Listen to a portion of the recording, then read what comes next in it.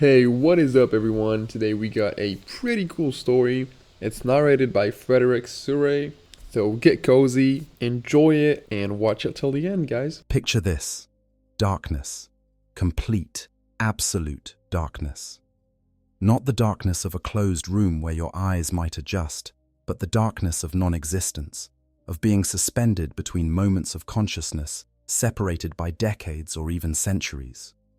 This is the existence of a space marine dreadnought, those towering war machines that stride across battlefields like walking fortresses, their every step shaking the ground, their weapons capable of reducing tanks to molten slag and infantry to crimson mist.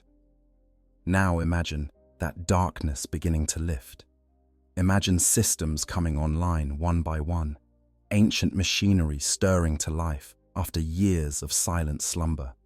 Imagine sensory input flooding into a consciousness that has been dormant for so long that entire generations have been born, lived, and died in the time between one awakening and the next. This is the moment every dreadnought pilot experiences when they're called back to war, when the tech marines of their chapter deem their service necessary once more. But what if that awakening doesn't happen in the sacred halls of a chapter fortress monastery, surrounded by brother tech marines, performing sacred rituals and speaking litanies of reactivation? What if instead those ancient systems flicker to life in a place of chaos, violence, and crude mechanical ingenuity? What if a dreadnought wakes up not among allies, but deep in the heart of an orc camp? Today, we're going to explore exactly that scenario. We're going to walk through what happens when one of the Imperium's most revered war machines finds itself surrounded by the galaxy's most enthusiastic scavengers and technologically improbable engineers. We're going to examine this situation from multiple angles, understanding both the terrifying reality of the dreadnought pilot's experience and the almost comedic chaos that erupts when orcs discover they have an active Imperial war machine in their midst. This isn't just a simple battle scenario. This is a collision of two entirely different philosophies of war, two completely opposite approaches to technology, and two perspectives on what it means to be a warrior. On one side, we have the pinnacle of Imperial engineering and martial discipline, a hero from battles long past, given a form that allows them to continue their eternal service. On the other, we have beings who view warfare as the ultimate form of entertainment, who cobble together technology that shouldn't work but does anyway through sheer psychic belief, and who see every piece of enemy equipment as a potential new toy to play with. The scenario we're examining is rare, but not unheard of in the vast darkness of the 41st millennium. Dreadnoughts can be captured when battles go poorly, when defensive lines collapse, when entire companies of space marines are overrun and their sacred war machines left behind in the retreat. Sometimes they're taken as trophies after particularly brutal engagements. Other times, they're scavenged from battlefields where their pilots have entered emergency stasis after sustaining critical damage, their systems automatically shutting down to preserve the precious life within. For the orcs, finding a dreadnought is like discovering the ultimate prize. It's technology from the beings they call beakies, those armored warriors who provide such excellent fighting. It's big, it's impressive, it's covered in weapons and armor, and most importantly, it's potentially lootable. Every mech boy in a warband dreams of getting their hands on Imperial technology, and a dreadnought represents the pinnacle of what they might acquire. But orcs, for all their technological improbability and crude engineering, aren't stupid. They're cunning in their own way, understanding that some things are too dangerous to simply attack without preparation. A dormant dreadnought presents a puzzle, a challenge, and potentially an opportunity. Some mech boys might want to study it, to understand how the beakies make their walking boxes work. Others might want to strip it for parts, pulling off weapons and armor plating to attach to their own creations. The more ambitious might even dream of getting the whole thing operational under orc control. And somewhere in the midst of all this orcish enthusiasm and chaotic planning, the dreadnought wakes up. the stage is set for a confrontation that will be violent, chaotic, and utterly unpredictable. The ancient warrior entombed within the Dreadnought will find themselves in a nightmare scenario, surrounded by the enemy in unfamiliar territory, with no support and no clear path to extraction. The orcs will face a foe that combines the tactical acumen of centuries of warfare with firepower that can level buildings and the determination of a being who has literally nothing left to lose. Before we dive into the moment of awakening itself, we need to understand exactly what a dreadnought is, what it means to be entombed within one, and why this scenario represents one of the most horrifying possibilities for any space marine who has been interred in these walking tombs. We need to understand the nature of the pilot's existence, the capabilities of their mechanical body, and the psychological state of a consciousness that has endured potentially centuries of service in this form. The living tomb. Understanding the Dreadnought. To truly grasp the horror and significance of a Dreadnought awakening in enemy territory, we first need to understand what these war machines actually are. A Dreadnought isn't simply a piloted robot or a suit of powered armor scaled up to massive proportions. It's something far more intimate, far more permanent, and far more tragic than that. When a space marine is mortally wounded in battle, crushed beyond the ability of even their enhanced physiology to recover, facing injuries so severe that even the advanced medical technology of the apothecaries cannot restore them to combat capability, the chapter faces a difficult decision. Space Marines are too valuable, too difficult to create, and too invested with training and experience to simply let die if there's any alternative. Each one represents decades of preparation, surgical enhancement, hypno-conditioning, and battlefield experience. Their gene seed is precious, yes, but so too is their tactical knowledge, their wisdom, their understanding of warfare. For those deemed worthy, for veterans whose service has been exemplary, and whose loss would represent a severe blow to the chapter's capabilities, there exists one final option: internment within a Dreadnought sarcophagus. This is presented as an honor, and in many ways it is. The warrior will continue to serve the Emperor, to fight alongside their brothers, to bring their experience to bear against the enemies of mankind. But it's also a curse, a twilight existence that strips away almost everything that made the Marine human, while preserving just enough consciousness to understand what has been lost. The process of internment is extensive and irreversible. The apothecaries and tech marines work together in a procedure that is part surgery, part sacred ritual.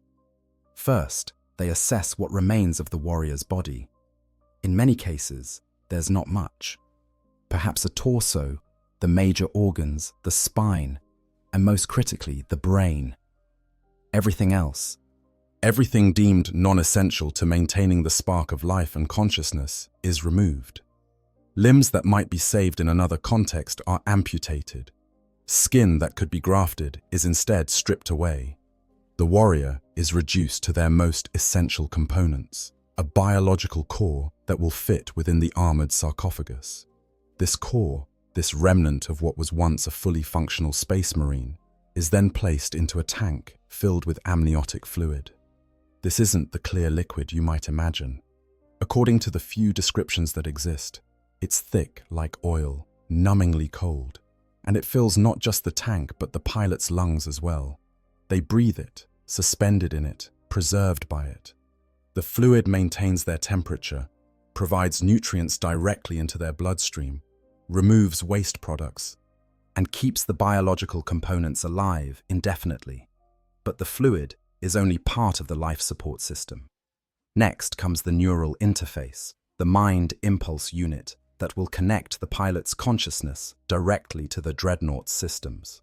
This is where the transformation from warrior to weapon truly occurs. The pilot's nervous system is hardwired into the machine through countless neural links.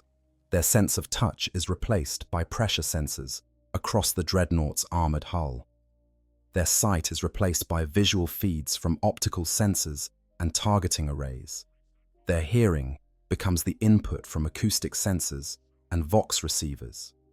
Every sensation the pilot once experienced through a human body is translated into mechanical approximations. They no longer feel the wind on their skin.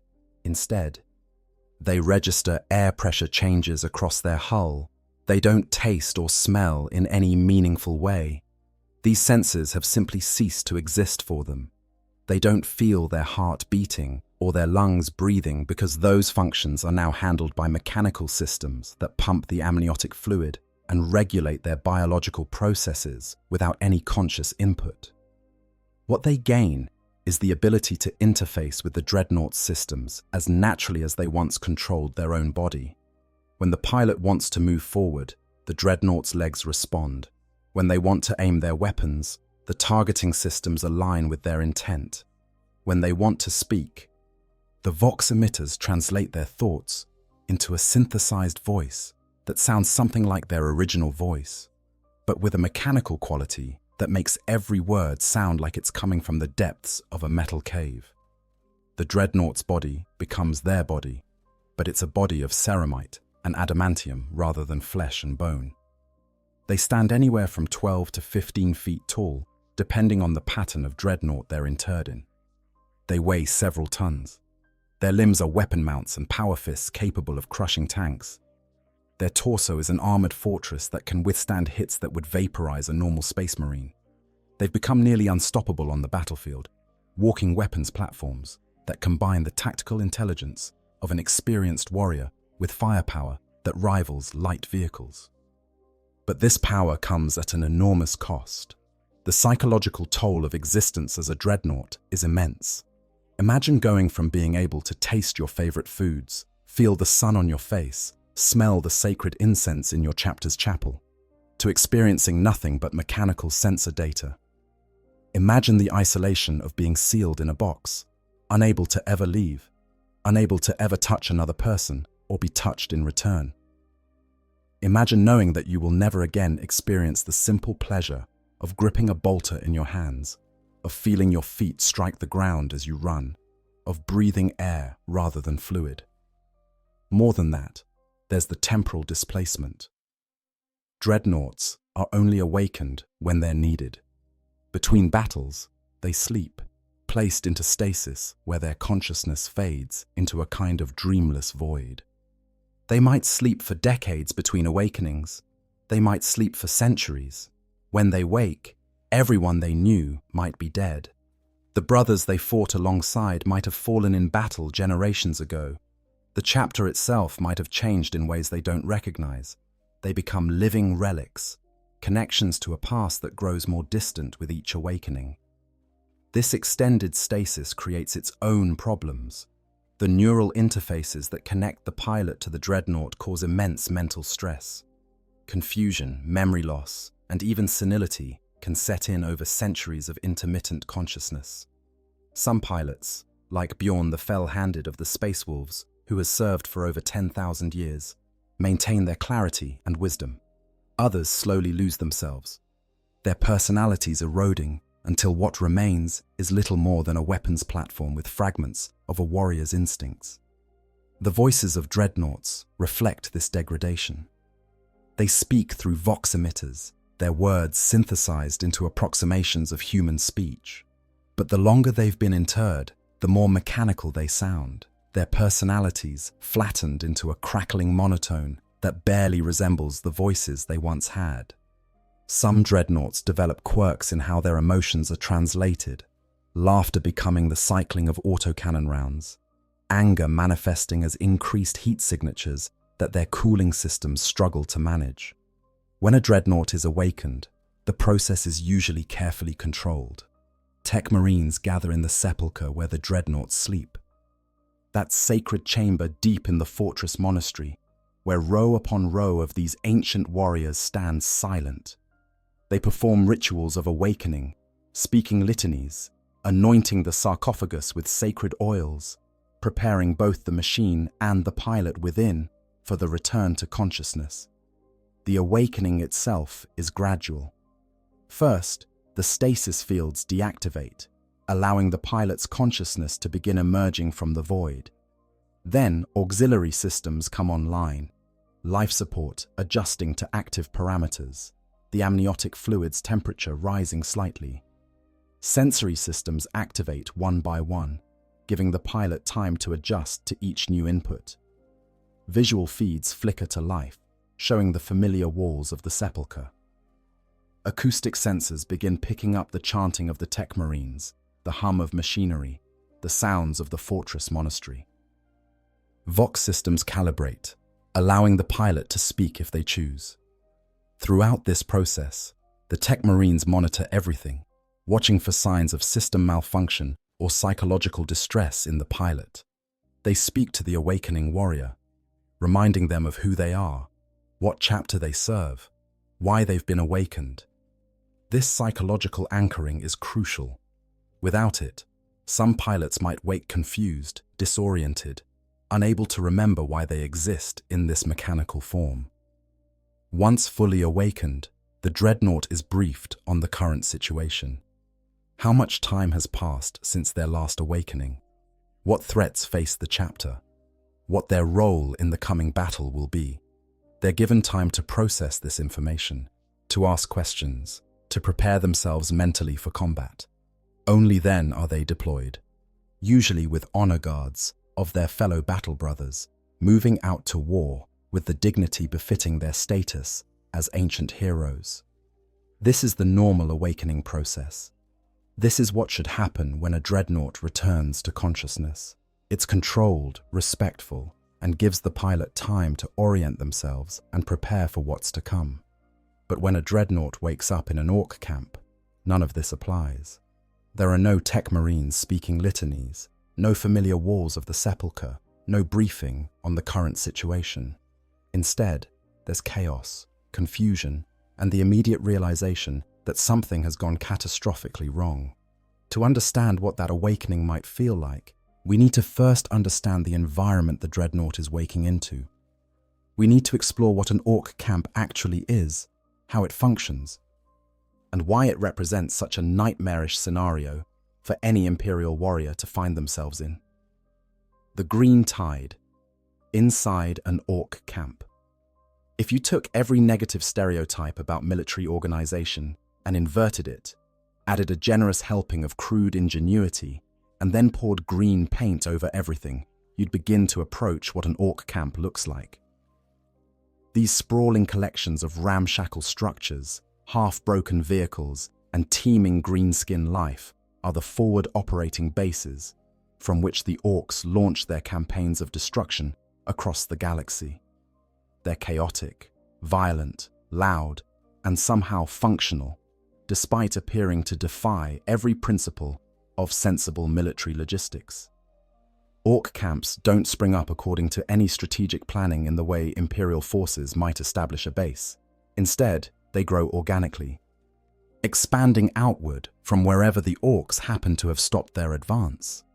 Maybe they've paused to loot a battlefield, to gather resources, or simply because the local war boss decided this was a good spot to make camp. Whatever the reason, once Orcs settle into an area, the camp begins to take shape according to the chaotic logic of greenskin society. The first thing you'd notice about an Orc camp is the noise. It's absolutely deafening. The constant clang of metal on metal as mech boys work on their creations. The roar of poorly tuned engines. The bellowing of Orcs arguing over everything from who gets the biggest chopper to who's the best at hitting things. Gretchens scurry everywhere, their high-pitched voices adding to the cacophony as they squabble over scraps and try to avoid being kicked by their larger masters. Squigs, those vicious spherical creatures that serve as everything from attack animals to livestock, emit their own peculiar grunting and squealing. The smell would be the second assault on your senses. Orcs aren't particularly concerned with hygiene or sanitation. The camp reeks of unwashed greenskin bodies, burning fuel, weapon discharge, cooking meat of questionable origin, and the general miasma of decay that accumulates when thousands of violent organisms live in close proximity without any meaningful waste management. Add in the acrid smell of welding torches, the ozone scent of electrical discharge from poorly shielded equipment, and various chemical odors from the mech boys' workshops. and you have an olfactory nightmare that would make most humans gag. Visually, an orc camp is organized chaos. There's a rough hierarchy to the layout, with the biggest, most important orcs claiming the central areas and the smaller boys and Gretchen relegated to the periphery. At the heart of the camp, you'll usually find the war boss's headquarters, which is less a command center and more a large tent or building where the boss can hold court, intimidate subordinates, and plan the next fight. Around this central area, you'll find the quarters of the nobs, those larger orcs who serve as squad leaders and enforcers of the war boss's will. Radiating outward from the center, the camp becomes increasingly disorganized. You'll find crude barracks where mobs of boys sleep in piles, armories that are really just open areas where weapons are dumped in heaps, fighting pits where orcs settle disputes and engage in recreational violence, and countless small workshops where individual mech boys tinker with their projects. The whole thing is enclosed by a perimeter of sorts, usually consisting of whatever junk the orcs have available, stacked and welded together into a wall that's more psychological barrier than actual fortification. The social hierarchy of an orc camp is brutally simple. Bigger is better. The largest orcs dominate the smaller ones through physical intimidation and violence. This isn't cruelty in the way humans understand it. It's simply how orc society functions. The biggest orc is in charge because they can beat up anyone who disagrees with them. This war boss maintains their position through a combination of size, fighting prowess, and crude cunning that allows them to keep their subordinates in line and direct their violence toward external enemies rather than internal strife. Below the war boss come the nobs, orcs, who are large and tough enough to lead mobs of regular boys, but not quite big enough to challenge the boss for supremacy. These nobs command, through the same principle of might, makes right, keeping their squads in line through liberal application of intimidation and the occasional demonstration of their superior fighting ability. They're the ones who translate the war boss's general desire for a fight into more specific actions like, go that way and kill everything you find, or bring back all the good bits from that wreck. The majority of the camp's population consists of orc boys, the rank and file fighters who make up the bulk of any warband. These orcs spend their time fighting, eating, sleeping, fighting some more, arguing about fighting, and preparing for additional fighting. They're organized into mobs based on their preferred method of fighting, whether that's charging into melee with choppers and sluggers, or laying down suppressing fire with shooters before closing to hit things up close. Interspersed throughout the camp are the specialist odd boys, orcs, who have specific genetic inclinations toward particular roles. The mech boys, those inspired engineers who create the orcs' improbable technology, maintain workshops filled with scavenged parts, half-finished projects, and various Gretchen assistants who try to be helpful without getting accidentally killed. The pain boys, the greenskin equivalent of medics who are equally likely to amputate the wrong limb or install improvements that the patient didn't ask for, operate their own facilities where wounded orcs come for treatment they'll probably regret. Then there are the Gretchen, the smaller greenskin subspecies that exists in a state of constant servitude to their larger cousins. Gretchen do all the jobs that orcs consider beneath them, which is most jobs that don't involve direct violence. They haul materials, clean weapons, crew artillery pieces, run messages, and generally try to make themselves useful enough to avoid being beaten or eaten. Despite their lowly status, Gretchen have developed their own shadow economy within orc camps, trading in fungus beer, roasted squig meat, ammunition, and anything else that might have value to an orc. What makes orc camps particularly dangerous isn't just the concentration of violent greenskins, it's the technological anarchy that pervades everything. Mech boys are constantly building, modifying, and experimenting with whatever materials they can scrounge. This leads to a camp filled with weapons that might explode if used incorrectly, vehicles that might or might not start when needed, and various projects in states of half-completion scattered across the camp. The mech boys' workshops deserve special attention because they're crucial to understanding what happens when a dreadnought shows up in an orc camp. These workshops are temples to improvisation and the orc philosophy of, if it looks like it should work, it probably will, if enough orcs believe it. You'll find Gretchen-powered tools, welding equipment that runs on some incomprehensible fuel source, stacks of armor plating pulled from destroyed Imperial vehicles, crates full of ammunition of various calibers, and the mech boys' own creations in various stages of assembly. Mech boys have an innate understanding of technology that borders on the supernatural. It's not learned knowledge, but rather an instinctive grasp of how machines should function. This means they can look at a piece of Imperial equipment and quickly figure out what it does, and more importantly, what parts they can repurpose for their own creations. They're pack rats by nature, hoarding anything that might be useful, which means their workshops are treasure troves of salvaged technology from countless battles and victims. When orcs loot technology, they don't just take it, they make it orky.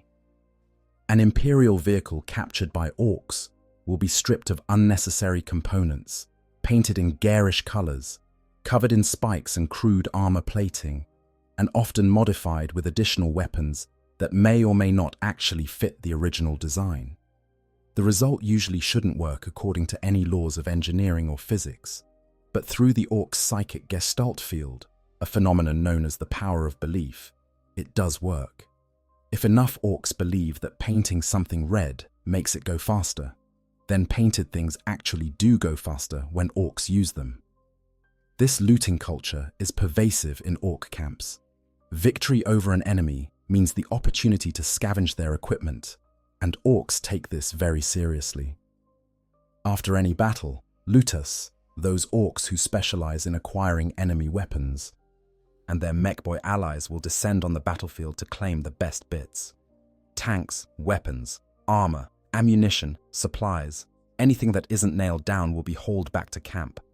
Even things that are nailed down might be taken if they look interesting enough. For particularly impressive pieces of technology, competition can be fierce. Mech boys will argue, fight, and scheme to get their hands on the best salvage. A captured Imperial vehicle might spark a bidding war in Teeth, the currency of orc society, as different mech boys try to claim it for their own purposes. The war boss usually has first claim on the biggest and best items, but after that, it's often whoever can grab it and defend their claim. Vehicles and weapons aren't the only things orcs loot. They'll take prisoners too, though the fate of these captives varies. Some might be put to work as slaves, doing manual labor under the supervision of run-thirds who manage the camp's non-orc workforce. Others might become test subjects for pain boys who want to see how non-orc physiology responds to their improvements. The unluckiest might simply be killed for entertainment or eaten if food supplies run low. But of all the things an orc camp might acquire, few would generate as much excitement as an intact Dreadnought. To the orcs, this would represent the ultimate prize. A piece of technology that combines everything they love. It's big, it's tough, it's covered in weapons, and it's associated with the beakies who provide such excellent fighting. Every mech boy in the camp would want to examine it, to understand how it works, to possibly claim parts for their own creations. The pain boys might be interested in the organic component they've heard rumors about.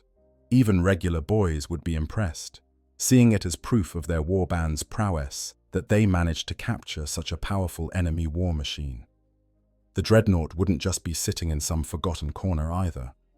It would likely be in a place of prominence, either in the war boss's personal collection of trophies or in the workshop of whichever mech boy convinced the boss to let them study it.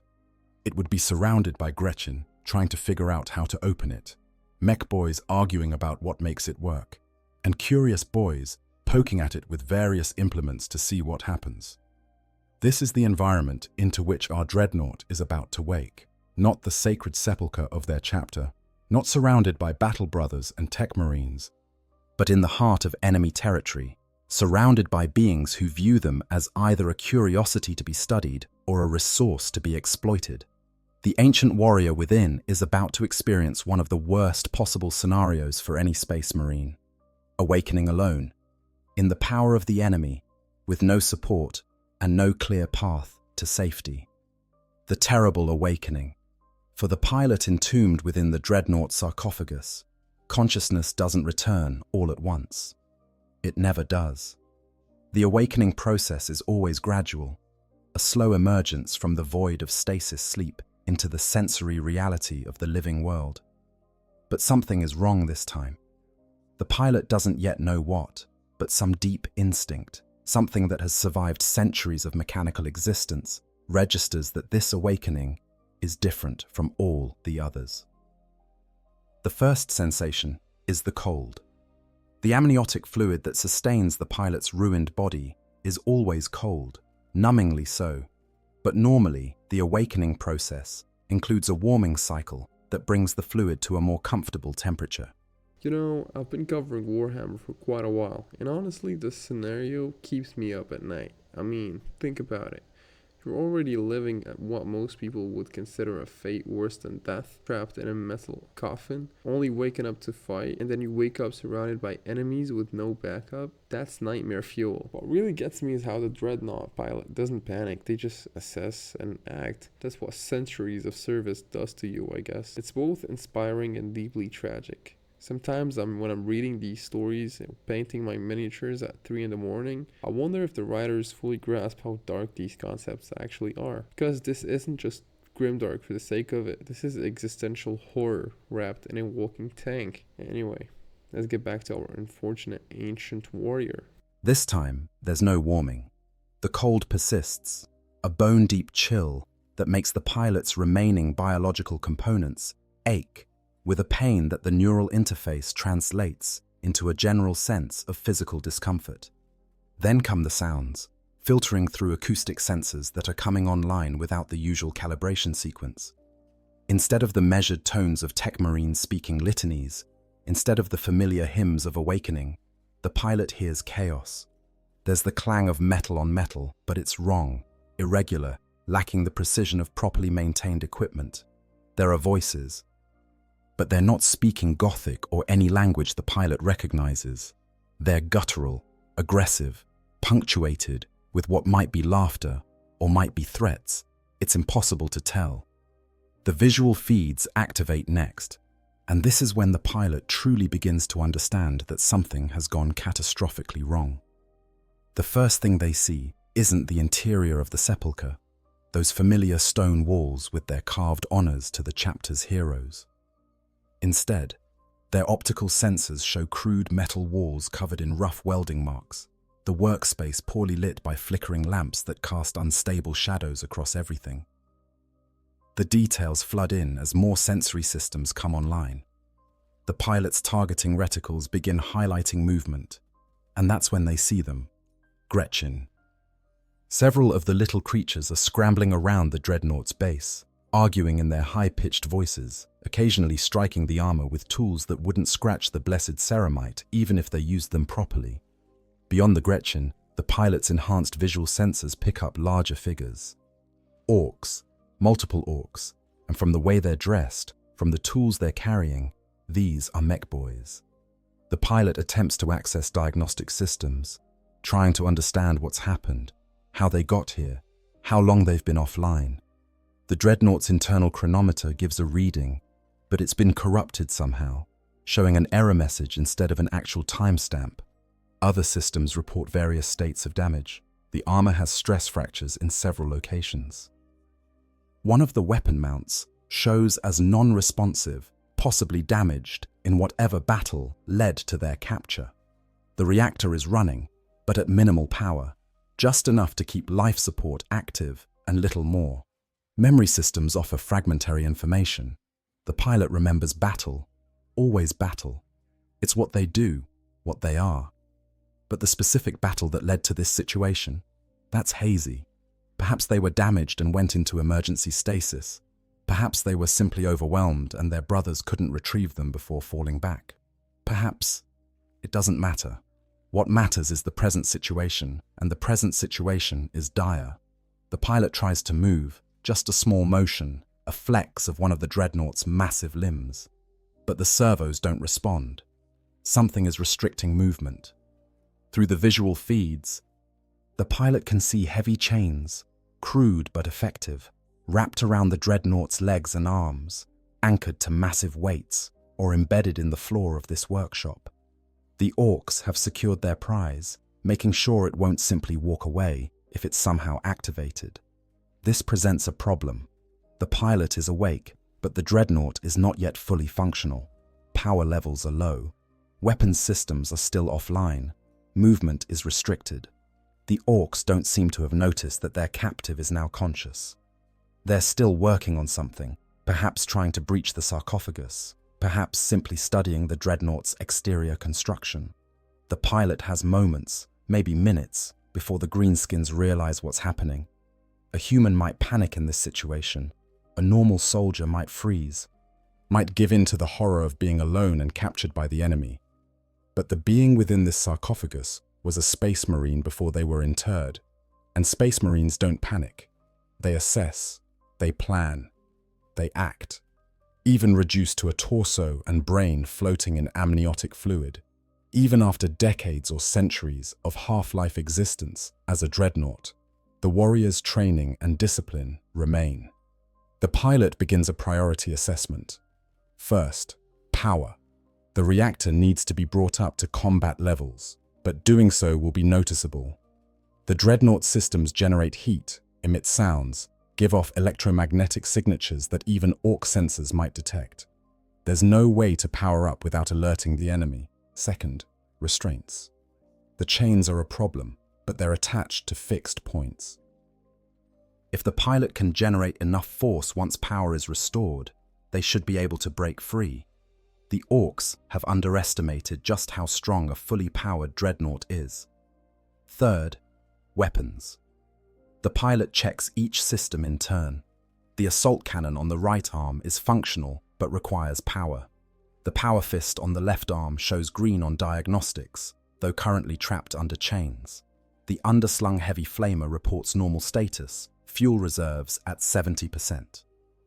The smoke launchers that could provide concealment are operational, not ideal, but workable. Fourth, environment. The pilot begins building a tactical picture of their surroundings based on sensor data. The workshop is large, but enclosed, with what appears to be a single main entrance and several smaller doors or openings. There are approximately 24 Gretchen visible, plus 3 orcs who appear to be mech boys based on their tool-laden appearance. Audio sensors pick up more orc voices from outside the workshop, suggesting a larger presence beyond. The pilot is deep in enemy territory, surrounded by hostiles, with no support and no clear extraction route. Fifth, objectives. What is the pilot's duty in this situation? Escape would be the primary goal. A Dreadnought in enemy hands represents both a loss of a precious chapter asset and a potential intelligence compromise if the orcs somehow manage to access its memory cores. Failing escape, the pilot must ensure that the Dreadnought and its systems are destroyed rather than allowing the enemy to exploit them. Space Marines do not allow their sacred technology to be defiled by Xenos hands.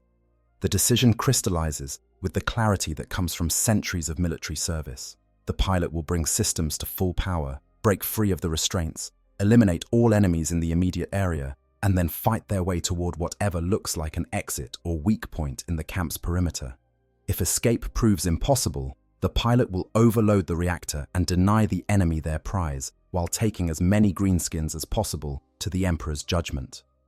But first, the pilot does something they haven't done since their last awakening, however long ago that was.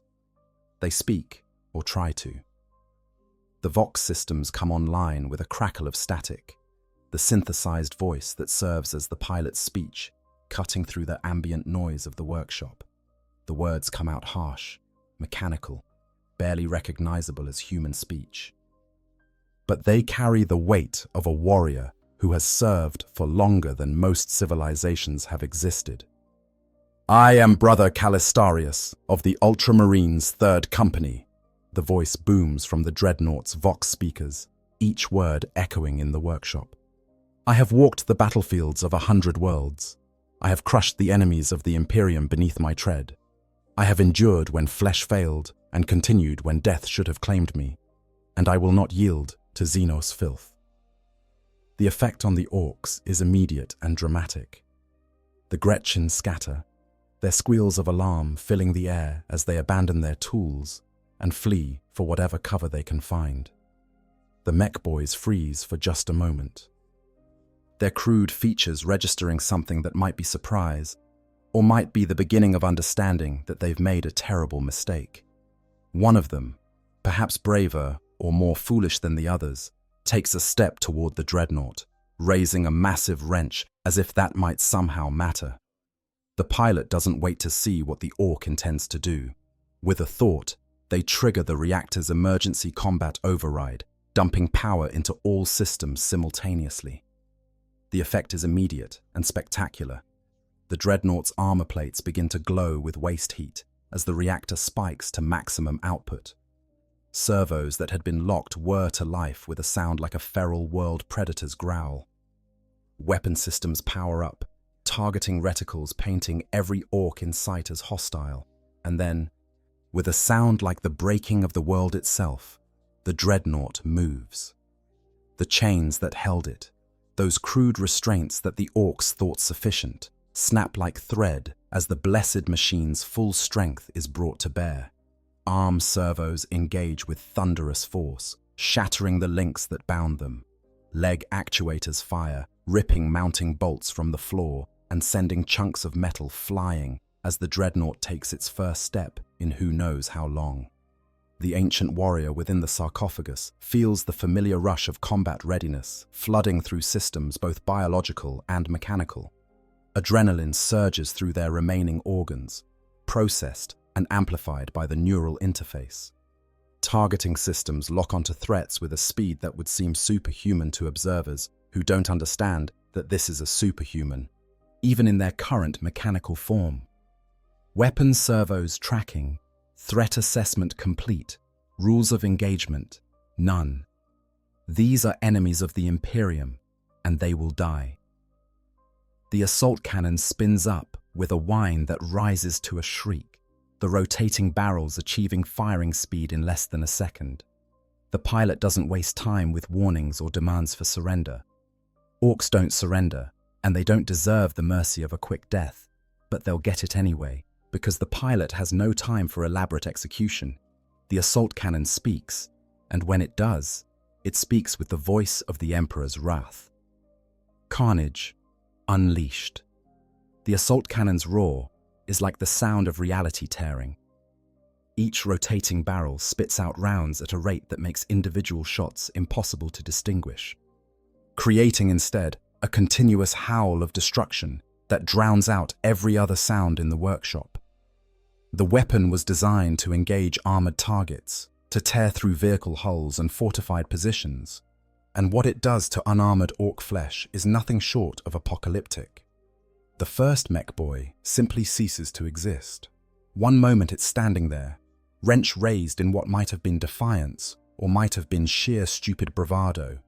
The next moment, there's only a red mist where the orc had been, chunks of green flesh and bits of mechanical augmentation scattering across the workshop like ghastly confetti. The rounds don't stop with the first target. They chew through the mech boy, through the workbench behind it, through the metal wall beyond that, creating a cone of utter devastation that eliminates everything in the weapon's path.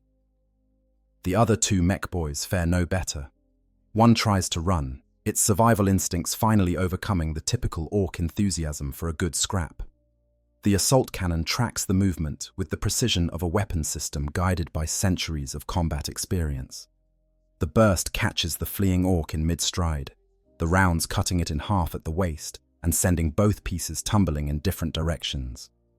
The third mech boy, showing either exceptional courage or terminal stupidity, actually tries to fight back, raising what looks like a crude flamer weapon of its own design. It manages to ignite the device before the Dreadnought's fire finds it, and the pilot has a brief moment to register the explosion as the mech boy's fuel tank is punctured by assault cannon fire, the resulting fireball adding to the chaos. The Gretchen population of the workshop has been in full panic mode since the moment the Dreadnought spoke, but now their terror reaches new heights. Those that haven't already fled are trying to squeeze themselves into impossibly small hiding spots. wedging themselves under workbenches, crawling into storage containers, anything to get away from the walking death machine that has suddenly animated in their midst. Most of them succeed in finding temporary shelter. A few aren't fast enough, caught by stray rounds or crushed beneath the Dreadnought's feet, as the massive war machine takes its first true steps of combat. The pilot's tactical awareness, that sixth sense developed over countless battles, registers movement outside the workshop. The sound of the assault cannon, that unmistakable thunder of Imperial firepower, has alerted the rest of the Orc camp. Through the workshop's entrance, through gaps in the walls created by the cannon fire, through their enhanced sensor suite, the pilot can detect Orcs mobilizing. Some are running toward the noise, with the eager enthusiasm typical of their species, seeing the commotion as an opportunity for a good fight. Others, presumably those with more experience, or those that have fought Space Marines before, are moving more cautiously, calling to others, organizing some kind of response. The pilot doesn't wait for the Orcs to organize. Remaining stationary means being surrounded, and while a Dreadnought can inflict horrible damage when stationary, movement provides tactical advantage. The pilot takes another step, servos responding perfectly to neural commands.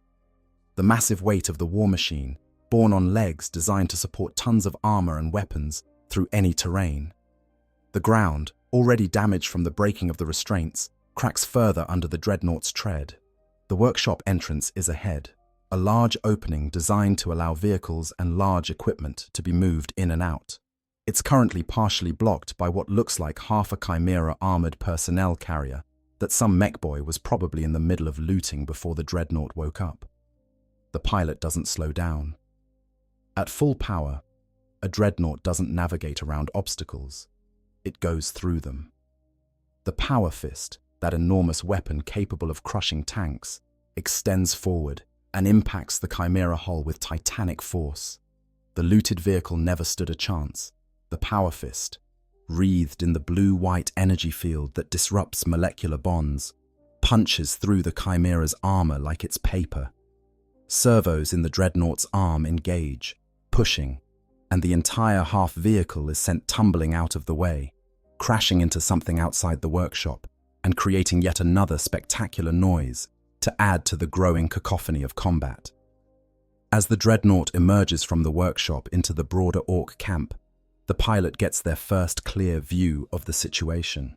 The visual feeds, now fully online and optimized for combat, present a tactical picture that is simultaneously worse than expected and exactly what might have been anticipated. The camp is enormous, easily large enough to house thousands of Orcs. Crude buildings and tents stretch in every direction, interspersed with vehicle parks containing looted Imperial equipment, Orc-built contraptions, and various war machines in states of assembly or disassembly. More immediately concerning is the Orc response. They're coming from everywhere. Orc boys are charging toward the workshop from all directions, many of them still pulling on pieces of armor or grabbing weapons as they run, but all of them moving with the eager enthusiasm of greenskins who've just been offered the fight they've been craving. The pilot counts dozens of them in the immediate vicinity, with more arriving every second. Some are wielding choppers, those crude but effective melee weapons. Others carry shooters, ready to add their wildly inaccurate but numerous firearms to the battle. Among the regular boys, the pilot's targeting systems identify more concerning threats.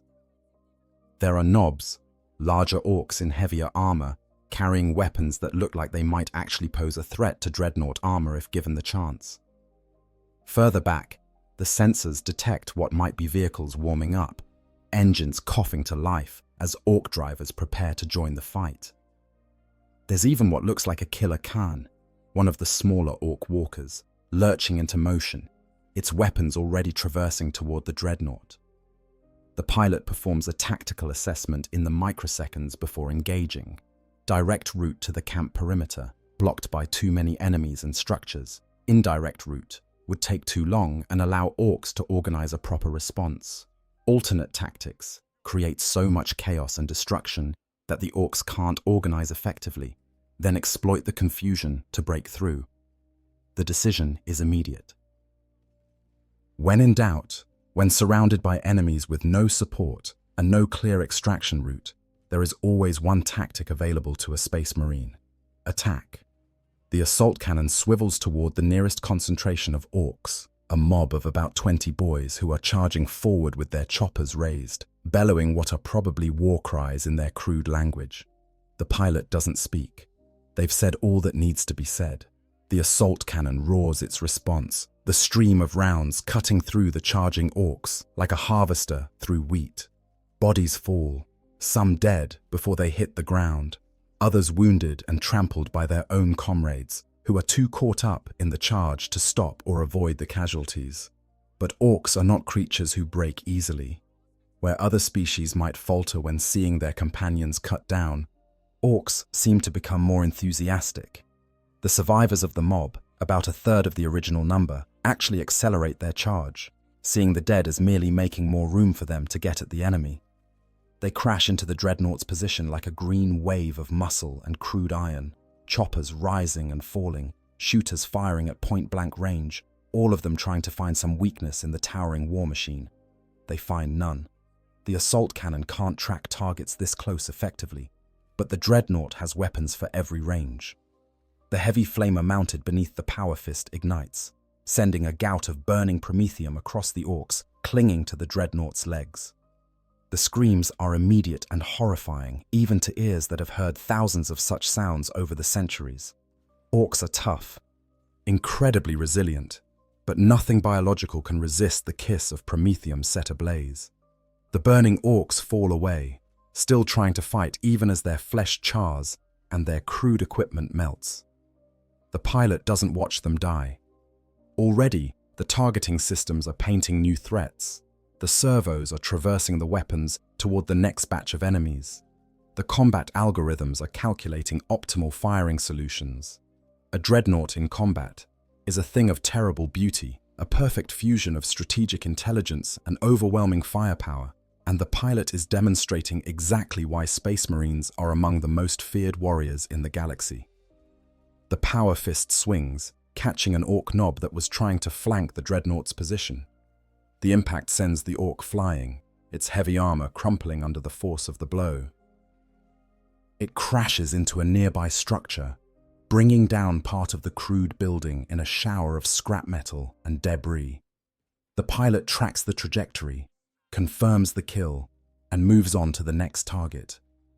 There's no time for satisfaction, no room for anything but continuous assessment and response. The orcs keep coming, and the pilot keeps killing them. Each death a tactical calculation, each burst of fire a solution to the equation of combat. Through it all, the pilot is aware of time passing, aware that every second spent in one location increases the danger. The orcs are numerous enough that they can afford to throw bodies at the problem until they find a solution. Already, the pilot can see patterns forming in the chaos, signs that someone in the orc camp, with at least rudimentary tactical sense, is trying to organize a proper response. Vehicles are moving into positions that would allow them to engage without hitting their own troops. Heavier weapons are being brought to bear, probably big shooters, or maybe even looted Imperial heavy weapons. Most concerning, through the smoke and chaos, the pilot's sensors detect what looks like a group of mech boys gathering near one of the larger workshops. They're not charging into battle like the regular boys. They're observing, discussing something in their crude language, gesturing toward the Dreadnought. The pilot knows what this means. The mech boys, those twisted geniuses of improvised engineering, are studying the situation, trying to figure out how to stop the rampage, or, worse, how to capture the Dreadnought intact for further study. This changes the tactical picture. If the mech boys organize an effective response, if they bring their crude ingenuity to bear on the problem of stopping a Dreadnought, the situation could deteriorate rapidly. The pilot needs to disrupt whatever planning is happening, needs to keep the orcs off balance and reactive rather than allowing them to become proactive. The assault cannon speaks again, this time at longer range, sending a stream of fire toward the group of mech boys. They scatter, diving for cover, their discussion interrupted by the very real possibility of instant death. The pilot uses this moment to move, striding forward with ground-eating steps that carry the Dreadnought deeper into the camp. The tactical logic is sound. Movement creates uncertainty in the enemy, makes targeting more difficult, and prevents the orcs from organizing effective encirclement.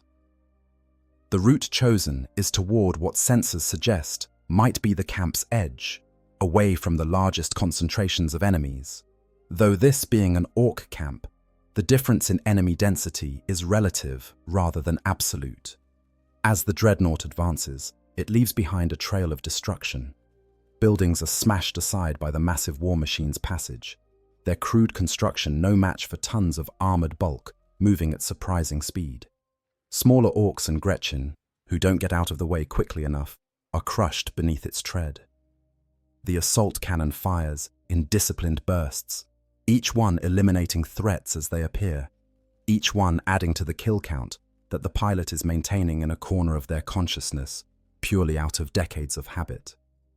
They're up to 47 confirmed orc kills, with dozens more probable kills from structural collapses and secondary fires.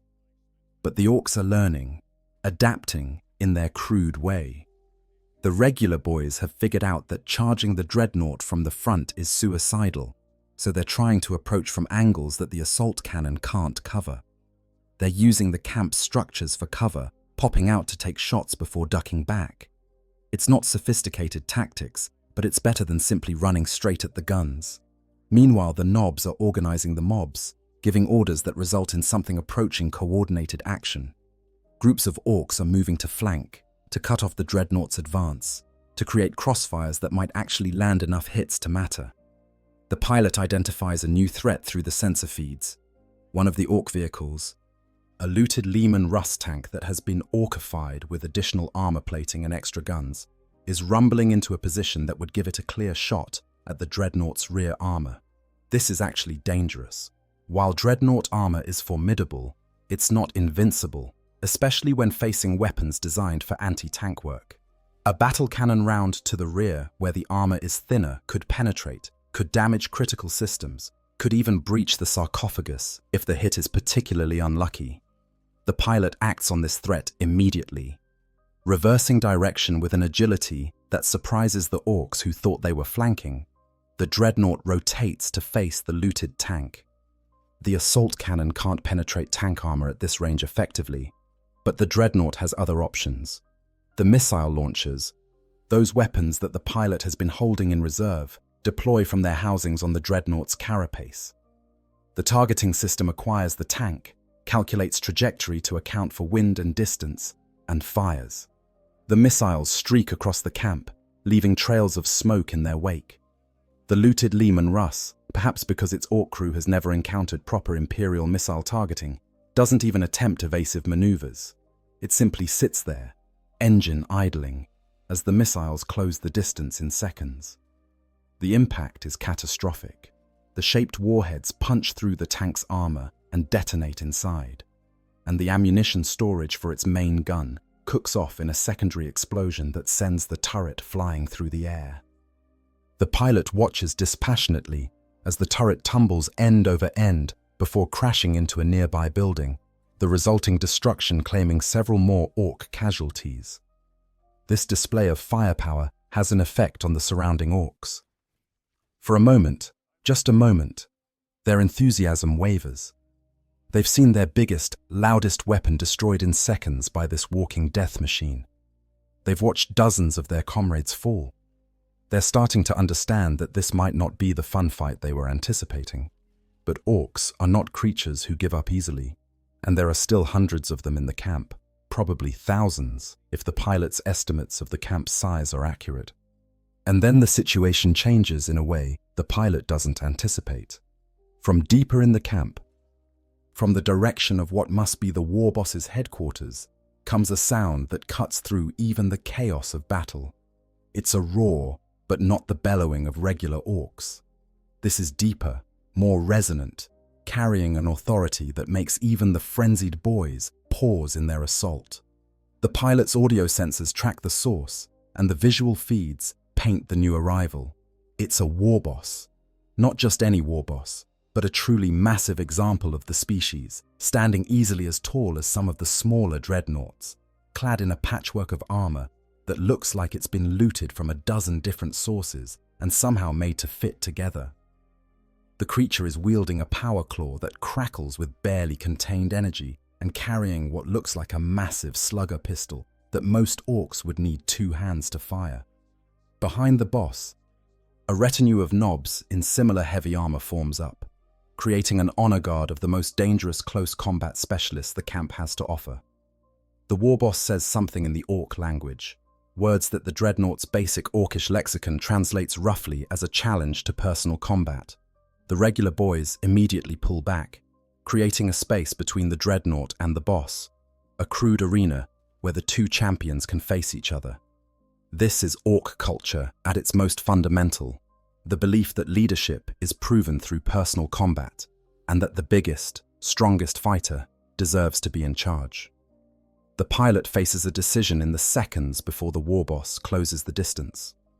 The tactical choice would be to ignore the challenge, to use the assault cannon to eliminate the warboss and his retinue from range, then continue fighting toward the camp perimeter. Orc notions of honor mean nothing to the Imperium, and there's no requirement to accept single combat with a Xenos warlord. But the pilot is still, at their core, a space marine. They have been fighting orcs for longer than most civilizations have existed. They understand that killing this warboss, here and now, in a manner that the orcs can't deny or excuse, will break the organization of the entire camp. The greenskins will descend into infighting as various knobs compete to take the boss's place, and that confusion will provide the opportunity for escape that the pilot needs. More than that, and the pilot would deny this if asked, there's a part of them that wants this fight, wants the test of facing the enemy's champion, wants to prove, to themselves as much as to the orcs, that even in this mechanical shell, even reduced to a torso and brain in amniotic fluid, they are still a warrior capable of defeating any foe in single combat. The assault cannon powers down, the power fist raises, energy field crackling to full power. Through the Vox speakers, the pilot's synthesized voice booms out across the makeshift arena, speaking words in Gothic that no orc will understand, but that carry unmistakable meaning through pure tone and context. Come then, Xenos. Come and learn why your kind will never prevail against the Emperor's finest. Come and die. The warboss charges, and the true battle begins. Champion versus champion. The warboss closes the distance with a speed that would be impressive in any creature, let alone one of its bulk. Orcs, for all their crude appearance and brutal methods, are not slow. This one especially moves with the assurance of a being that has won countless personal combats, that has climbed to the top of the hierarchy by breaking everything that stood in its way.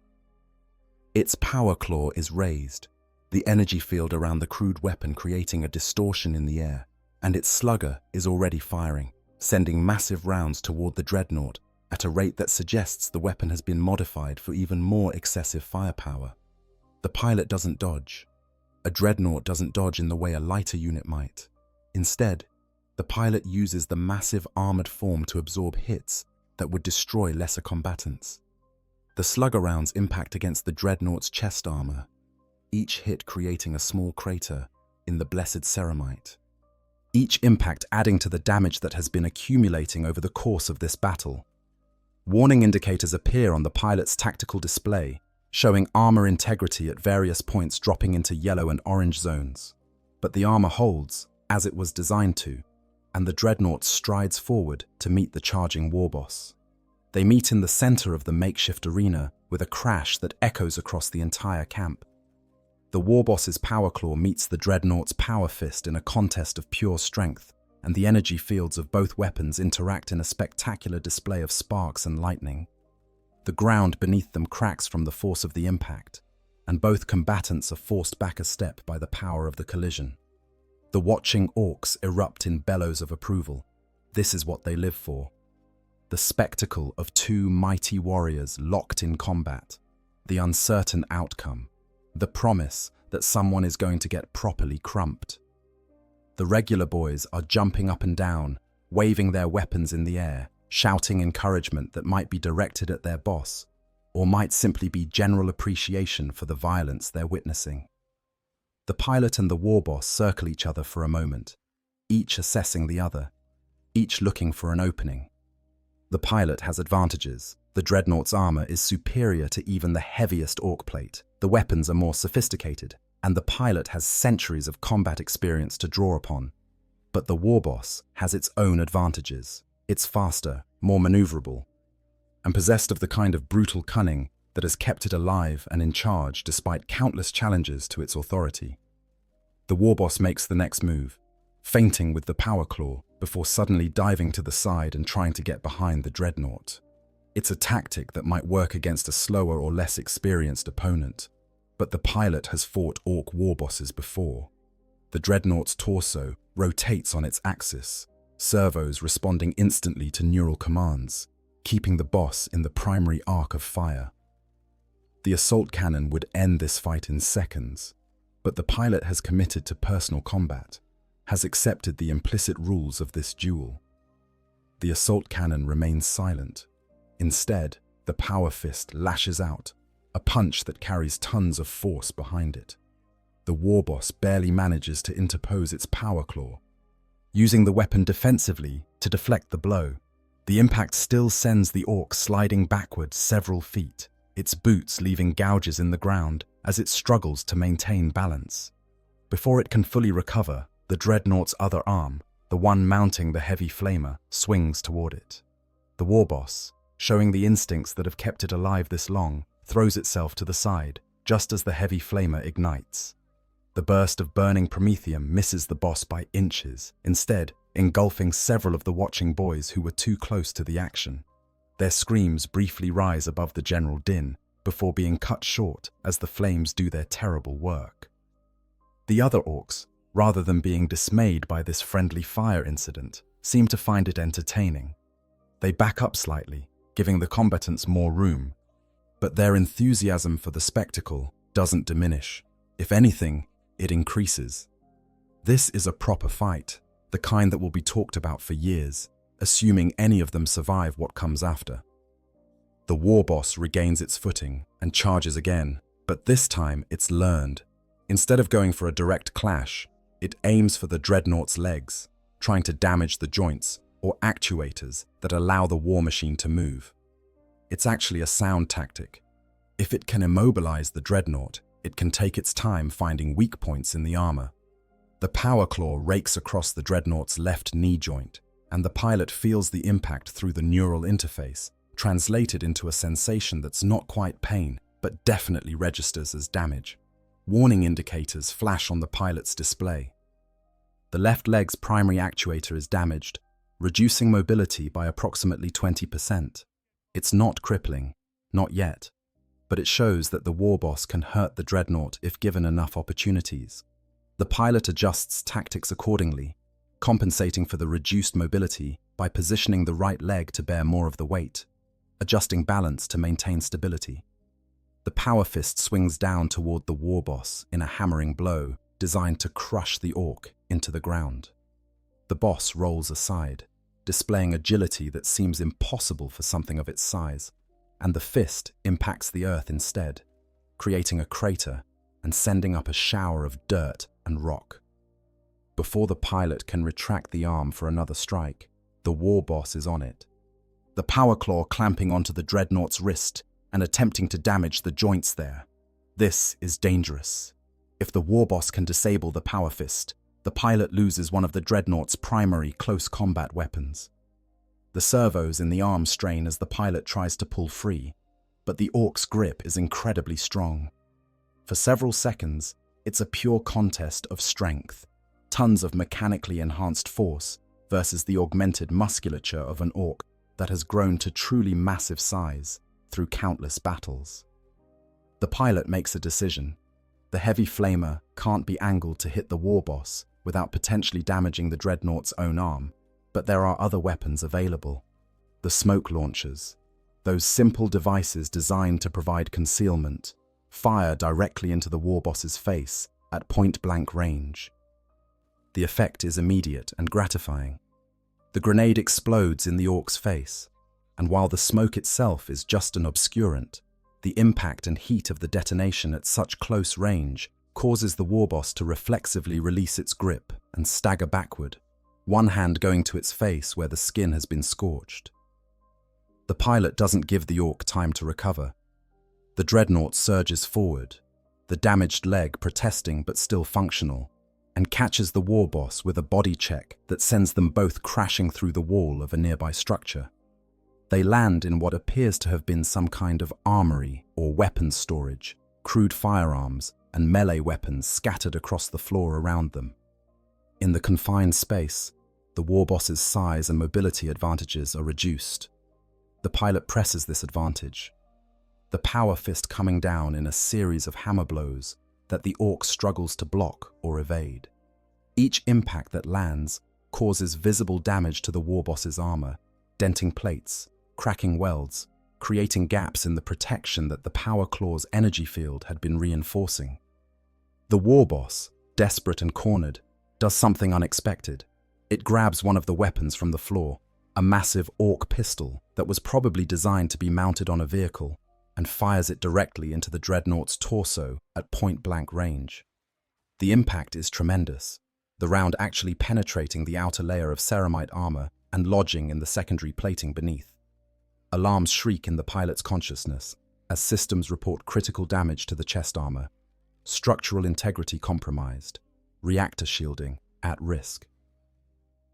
But the pilot has been in desperate situations before, has fought when damaged and outnumbered, has endured when any rational being would have yielded.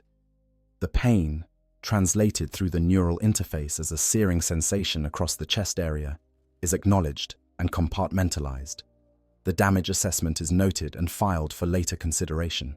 Right now, in this moment, the only thing that matters is eliminating this threat. The power fist closes around the warboss's head. The orc struggles, its power claw tearing at the Dreadnought's arm, its free hand beating against the armored carapace, its legs thrashing in an attempt to break free. But it's too late. The pilot engages the power fist's full crushing strength, the energy field disrupting molecular bonds, the mechanical force alone sufficient to deform even reinforced orc bone. The warboss's skull collapses. The creature goes limp, its power claw falling from nerveless fingers, its massive body becoming dead weight that the pilot releases to fall among the scattered weapons. For a moment, there's silence in the ruined building.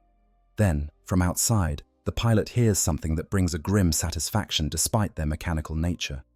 The orcs are roaring, but it's not the battle cry they were using before. It's confusion, anger, the sound of a mob that has just seen its leader die and doesn't know what to do next. The pilot catalogues the sounds. Challenges being issued between rival nobs, arguments breaking out over who should take charge, the general breakdown of organization that happens when the central authority in orc society is suddenly removed. This is the opportunity the pilot needed. The Dreadnought steps out of the ruined building, its armor scarred and damaged but still functional, moving with the inexorable purpose that has defined its existence for centuries. The watching orcs fall back, some in awe, some in the beginning of fear, all of them suddenly less certain about continuing this fight against a foe that just killed their boss in single combat. The pilot doesn't waste time with speeches or threats. The objective hasn't changed. Escape from this camp, return to Imperial lines, or at least deny the enemy the Dreadnought's technology if escape proves impossible. With the orcs in disarray, now is the time to move. The assault cannon rotates toward the nearest group of nobs, the ones who look like they might be trying to organize a response. The weapon speaks, and its message is clear. Anyone who tries to stop the Dreadnought's egress will die. The nobs scatter, self-preservation temporarily overriding their instinct to fight. The regular boys, seeing their betters fleeing, follow suit. A path opens before the Dreadnought, a corridor of retreat created by fear and the temporary collapse of command structure. The pilot takes it, each step carrying them closer to the camp's perimeter, each second putting more distance between them and the heart of enemy territory. But the orcs aren't done yet. Not all of them are willing to let their prize simply walk away. And there are still the mech boys to consider, those twisted geniuses who see the Dreadnought not as an enemy to flee from, but as a puzzle to solve, a challenge to overcome through ingenuity rather than brute force. As the Dreadnought strides toward freedom, deeper in the camp, a group of mech boys is putting together a plan that will test the pilot's determination and resourcefulness in ways that pure combat never could. The mech boys' gambit. While the rank-and-file orcs are scattered and leaderless, arguing amongst themselves about who should take the dead war boss's place, the mech boys observe the Dreadnought's progress with a different perspective. Where the boys see an enemy that has proven too dangerous to engage carelessly, the mech boys see opportunity slipping away. This isn't just any piece of salvage. This is a functioning example of Imperial walker technology, and it's trying to escape. The mech boys gather in one of the larger workshops, the one where the most senior among them, a particularly scarred individual known as Big Mech Grotzkohl, has been studying looted Imperial equipment for decades. Grotzkohl's workshop is a marvel of orcish engineering, filled with half-disassembled vehicles, crates of components sorted by a logic that only he understands, and several projects in various states of completion. Most relevant to the current situation, it contains several pieces of equipment that might actually be useful in stopping a Dreadnought. Grotzkohl examines a crude schematic that one of the younger mechs has sketched, showing the Dreadnought's approximate path based on its current trajectory. They're arguing in their guttural language about the best approach, their discussion punctuated by the occasional thump as one emphasizes a point by hitting another with a convenient tool. Despite the seemingly chaotic nature of their planning, there's a method to their madness, a kind of genius that operates on principles that would make Imperial tech marines weep, but that somehow produces functional results. "The beaky box is heading for the east wall," Grotzkohl observes, pointing at the schematic with a massive wrench. "We lets it get there, then we drops the net. Zorgon thing is too tough to break, but maybe we can trap it, you get?" One of the other mechs, smaller but no less enthusiastic, brandishes what looks like a jury-rigged electromagnetic device. "What about this? I've been working on a zappy thing what scrambles the thinking bits in Humitech. Might make the walking box stop thinking proper." Grotzkohl considers this, his scarred face scrunching in concentration. "That might work, but we gotta get close enough to use it, and that stompy git is crumping anything what gets near." He looks around at the assembled mechs, at the various devices and weapons they've brought. "Right, here's what we're gonna do. We need a distraction, something to make the beaky box stop and fight instead of running. Then we hit it with everything we got, all at once from all sides." This plan, crude as it is, shows more tactical acumen than the earlier frontal assaults. The mech boys begin gathering their equipment, calling for Gretchen assistance to help carry the heavier pieces, organizing themselves into teams with assigned roles. Some will create the distraction, others will set up the trap. The rest will hit the Dreadnought with every piece of improvised technology they can bring to bear, hoping that quantity and variety will overcome quality. Meanwhile, the pilot is making steady progress toward the camp's perimeter.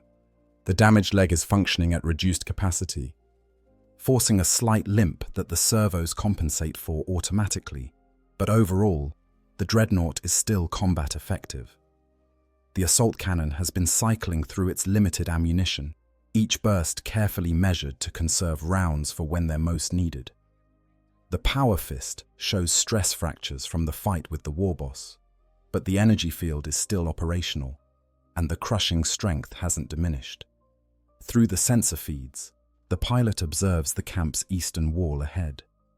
It's exactly what you'd expect from orc construction, a haphazard barrier made from scrap metal, wrecked vehicles, chunks of rockcrete, and anything else the greenskins could pile up and weld together.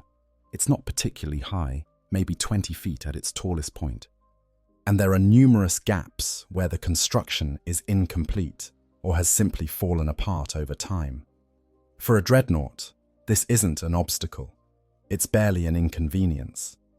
The pilot plots a course toward one of the larger gaps, a section where what looks like an old Imperial cargo hauler forms the bulk of the wall. The armor is thin there, corroded and weakened by time. The power fist should punch through it easily, creating an exit point.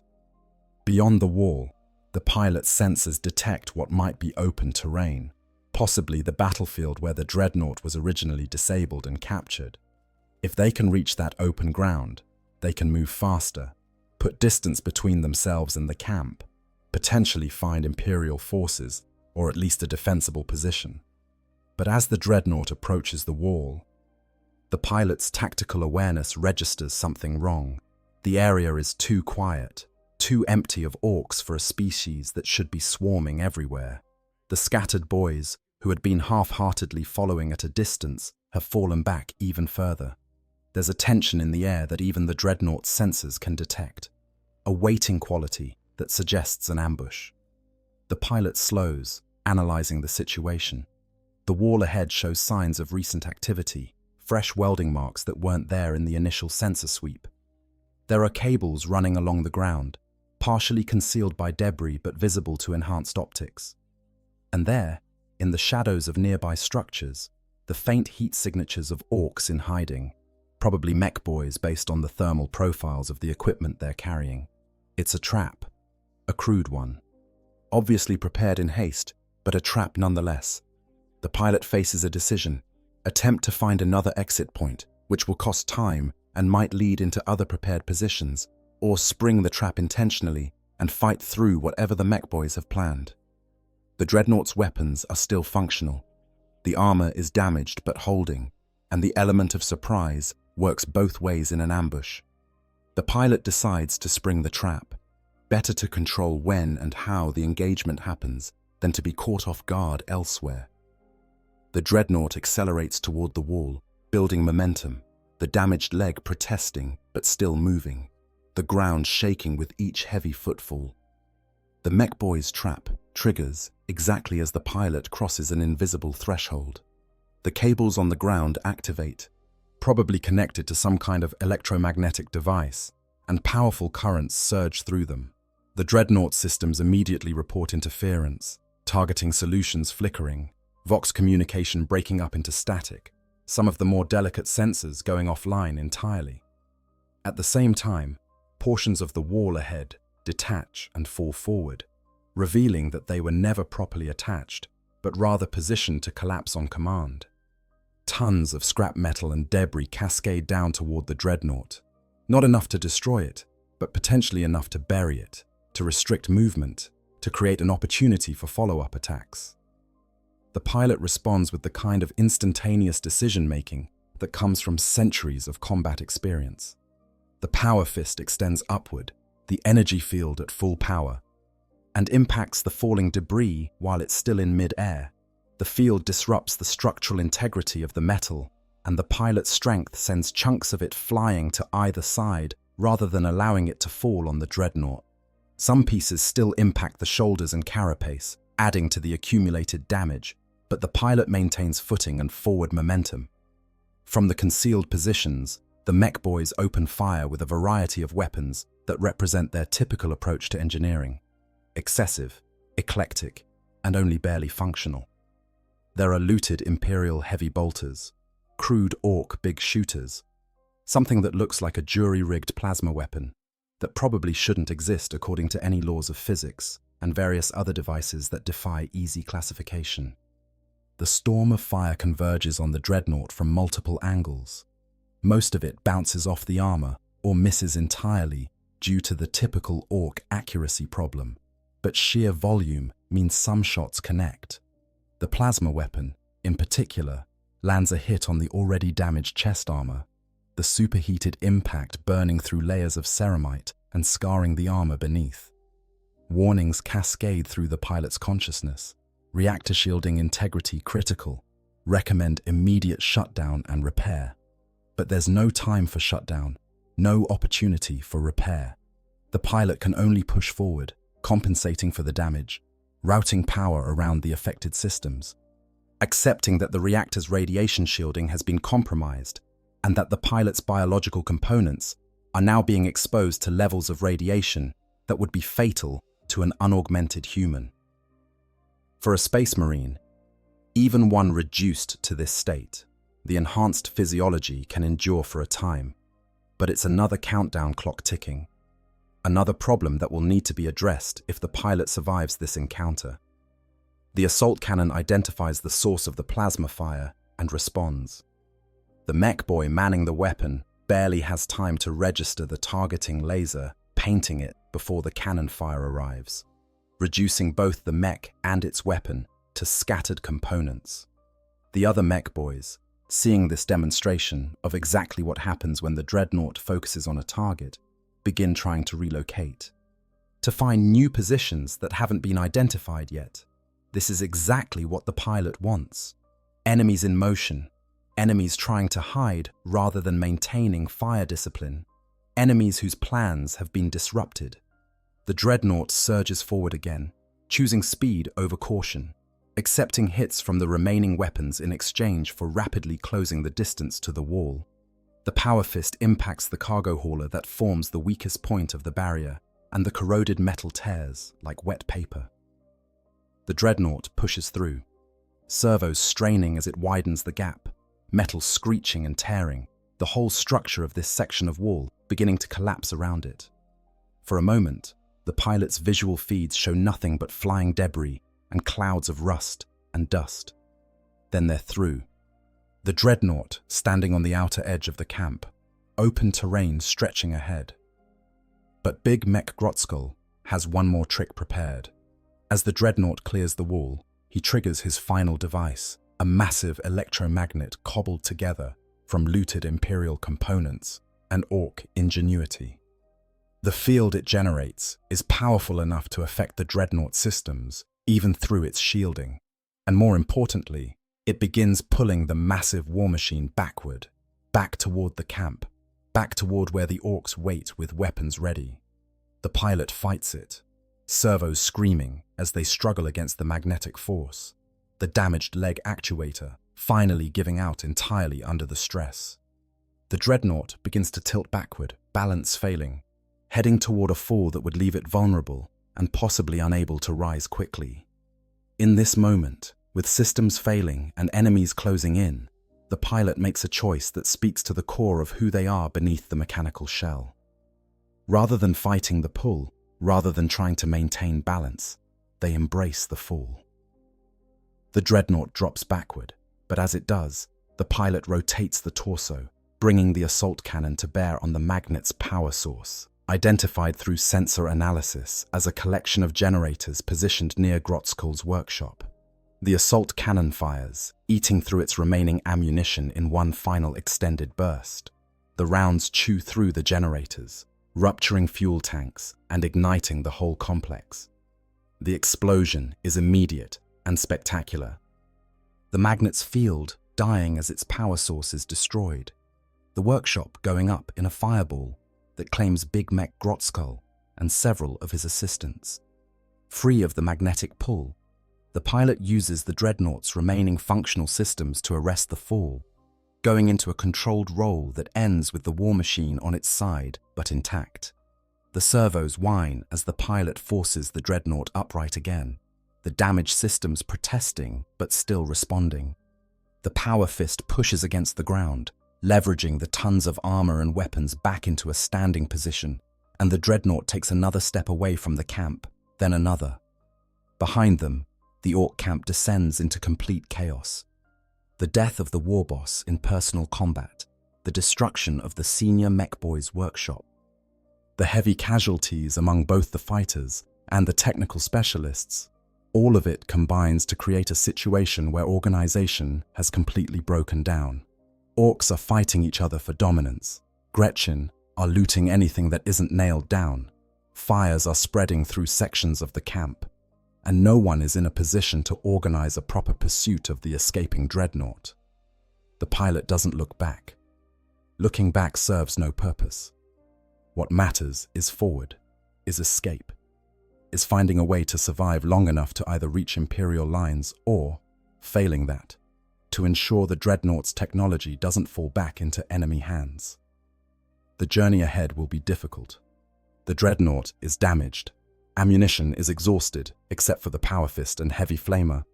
And the reactor's compromised shielding means the pilot is on borrowed time before radiation exposure takes its toll. But these are problems for later. Right now, in this moment, the pilot has achieved something that many might have considered impossible. They've survived awakening in an orc camp, fought their way through hundreds of enemies, defeated the enemy champion in single combat, and escaped. The fact that the ordeal isn't over, that there are still challenges ahead, doesn't diminish this achievement. As the Dreadnought puts distance between itself and the burning orc camp, the pilot allows themselves one moment of reflection, one brief acknowledgement of what this experience has meant before returning to tactical assessment and survival planning. The pilot's reflection, in the relative quiet that follows the escape from immediate danger, as the Dreadnought moves across barren terrain, putting kilometers between itself and the orc camp, the pilot's consciousness drifts from pure combat focus to something approaching contemplation. It's a dangerous indulgence, this thinking beyond the immediate tactical situation, but it's also unavoidable. The human elements of the pilot's mind, those fragments of personality and self-awareness that have survived decades or centuries of mechanical existence, demand acknowledgement. The amniotic fluid in the sarcophagus is warmer now, heated by the radiation leaking from the compromised reactor shielding. The pilot can feel it, translated through the neural interface as a sensation like fever, like the body they barely remember having responding to infection or injury. The organic portions of their being, that torso and brain floating in preservative solution, are being bombarded by particles that break down cellular structures and damage DNA. For a normal human, this exposure would be rapidly fatal. For a space marine, even one reduced to this state, the enhanced physiology fights back, repairs damage faster than it accumulates, at least for a while. But a while has limits. The pilot knows this. They've studied enough battlefield damage reports, witnessed enough failed systems, to understand that time is now measured in hours, maybe days at most, before the accumulating radiation damage overwhelms even enhanced biology. This Dreadnought, this body that has served for so long, is dying. And unlike previous damage that tech marines could repair, this is fundamental degradation of the pilot's biological components. When this body fails, there will be no internment in a new Dreadnought, no continuation of service. There will only be the final rest that has been denied for so long. The pilot finds this realization brings not fear, but something else. Something that takes a moment to identify, because it's been so long since they experienced it. Relief, exhaustion, and relief. The prospect of ending, of the long vigil finally concluding, carries a certain peace. But not yet. Not while there's still duty to be fulfilled, still enemies to be denied, still a chance, however slim, of returning to Imperial lines and delivering the tactical intelligence gathered during captivity and escape. The pilot pushes the contemplation aside, returns to practical concerns, begins the process of adapting to the Dreadnought's degraded state. The left leg is completely non-functional now, the actuators fused from the stress of breaking the electromagnetic trap. The pilot compensates, using the right leg to hop stride, each movement covering significant ground, but at the cost of increased stress on the remaining functional systems. It's inefficient, but it works, and efficiency is less important than continued motion away from danger. The assault cannon is empty, its ammunition depleted in the final desperate burst against the mech boy's trap. The pilot purges the weapon system from active combat protocols, routing power from it to other systems that still have utility. The Power Fist remains functional despite the stress fractures, its crushing strength and energy fields still available for close combat if needed. The Heavy Flamer has fuel for perhaps 2 more sustained bursts, enough to handle close-range threats if they appear. More concerning is the sensor degradation. The electromagnetic interference from the mech boy's devices has created cascading failures in several sensor arrays. Visual feeds are intact, but lacking the enhanced overlays that provided targeting information and threat assessment. Audio sensors are functional, but filtering out significant portions of the frequency spectrum due to damage to the processing units. The tactical map that normally provides real-time awareness of the environment has reduced resolution, showing only rough terrain features rather than detailed tactical data. The pilot is effectively operating with compromised senses, reduced mobility, and minimal weapons. In any standard tactical assessment, this dreadnought would be classified as combat ineffective, recommended for immediate evacuation and extensive repair. But there is no evacuation available, no repair crews standing by, no support of any kind. There is only the pilot, the degrading machine they inhabit, and the hostile terrain stretching in all directions. Through the damaged sensors, the pilot identifies what might be the remnants of a battlefield, the location where they were likely disabled and captured. There are crater fields suggesting artillery bombardment, the burned-out hulks of vehicles both Imperial and Orc, and what might be defensive positions that have been overrun. If this is indeed the site of the Dreadnought's last stand before capture, then somewhere in this wasteland there might be other Imperial equipment, possibly even functioning Vox systems that could be used to call for extraction. The pilot alters course slightly, heading toward the most promising cluster of Imperial wreckage. As they approach, more details resolve through the damaged sensors. There's definitely an Imperial defensive position here, or what's left of one. Aegis defense lines, their ceramite shields scorched and punctured. A Rhino transport, burned out and listing to one side. What might be a command post, its walls collapsed, but its communications arrays still standing. Hope, that dangerous emotion that the pilot thought they'd suppressed long ago, flickers briefly. If the Vox systems are functional, if they can be powered even temporarily, a distress signal could be broadcast. The Imperium might not answer. This region of space might be too contested, too dangerous for a rescue operation for a single damaged dreadnought. But the attempt must be made. Duty demands it. The dreadnought approaches the communications array, the one functional leg carrying it carefully through the rubble-strewn battlefield. The pilot's engineering knowledge, that technical acumen that all Space Marines possess to maintain their equipment, is applied to analyzing the array's condition. It's damaged, obviously, showing the scars of whatever battle occurred here. But the primary transmission mast is intact, and the base unit, while partially buried in debris, doesn't show signs of catastrophic failure. The real question is power. The Dreadnought's reactor could potentially provide enough energy to operate the Vox system, but doing so would mean diverting power from life support and other critical systems. The pilot performs calculations, weighing options, considering survival versus duty. The conclusion is straightforward. If a distress call can be made, it should be made, regardless of the cost to the pilot's own survival prospects. With the decision made, the pilot begins the delicate process of interfacing the Dreadnought systems with the Imperial Vox array. The Power Fist, that weapon of destruction, becomes a tool for gentle manipulation, carefully clearing debris from the equipment, exposing access panels, creating space to work. It's ironic, the pilot thinks, that this instrument designed for crushing tanks is now being used for repair work. But Space Marines are trained to adapt, to use whatever tools are available for the mission at hand. The interface is eventually established, jury-rigged connections bridging the gap between Dreadnought and Vox system.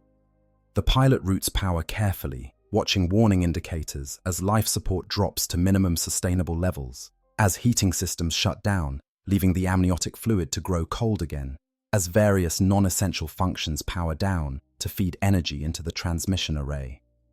The Vox system awakens with a crackle of static. The pilot's synthesized voice cuts through the interference, broadcasting on all Imperial frequencies, repeating a message that carries the weight of centuries of service and the desperate hope that someone, somewhere, is listening. This is Brother Dreadnought Calistarius of the Ultramarines 3rd Company. I am combat ineffective, coordinates unknown. requesting immediate extraction or tactical advice. I say again, this is Brother Calistarius, requesting assistance. The message repeats, over and over, burning power that can't be replaced. Each repetition, potentially the last as systems continue degrading. The pilot doesn't know if anyone is receiving the transmission. Space is vast. The sector might be empty of Imperial forces. The signal might not carry far enough to reach friendly units. But the attempt is being made, and that's all that duty requires. And then, through the static and interference, something impossible. A response. Brother Calistarius, this is Captain Severus of the Ultramarines 5th Company. We read your transmission, transmitting coordinates for emergency beacon activation. Hold position if possible. Extraction inbound. Estimated time to arrival, 3 hours. The pilot's enhanced cognition processes this information immediately. 3 hours. The Dreadnought's current state might maintain functionality for that long, might not. The reactor shielding degradation continues regardless of power levels. The pilot's biological components are already showing signs of radiation damage that will be irreversible soon. 3 hours is an eternity and an instant simultaneously. But there's hope now, real hope, and that changes everything. The pilot acknowledges the transmission, confirms coordinates, activates the emergency beacon that will guide the rescue force. Then they set the Dreadnought into a defensive position, using the wreckage of the Imperial defensive line as cover, preparing to survive for 3 more hours while help makes its way through whatever obstacles lie between them. As the Dreadnought settles into waiting, systems conserving energy, the pilot has time to consider what comes next. If extraction succeeds, they'll be returned to the chapter. The Dreadnought will be repaired or replaced. But the pilot? The radiation damage is likely too severe. They'll finally be granted the rest that has been denied for so long, allowed to sleep the final sleep in the chapter's mausoleum, their service concluded with honor. It's an end the pilot can accept, has earned through centuries of warfare. But not quite yet. For the next 3 hours, they'll maintain their vigil, guard these coordinates, be ready to help guide in the rescue force, or defend against any enemies that appear. Space Marines endure. It's what they do, it's what they are, and this one will endure for just a few more hours, long enough to see their brothers arrive, long enough to know that their last mission was successful. The wait begins. The ancient warrior watches and waits and holds the line one last time. Outcomes and aftermath. The scenario of a Dreadnought awakening in an Orc camp can resolve in several different ways, each carrying its own implications for both the individual pilot and the broader conflict between the Imperium and the Greenskins.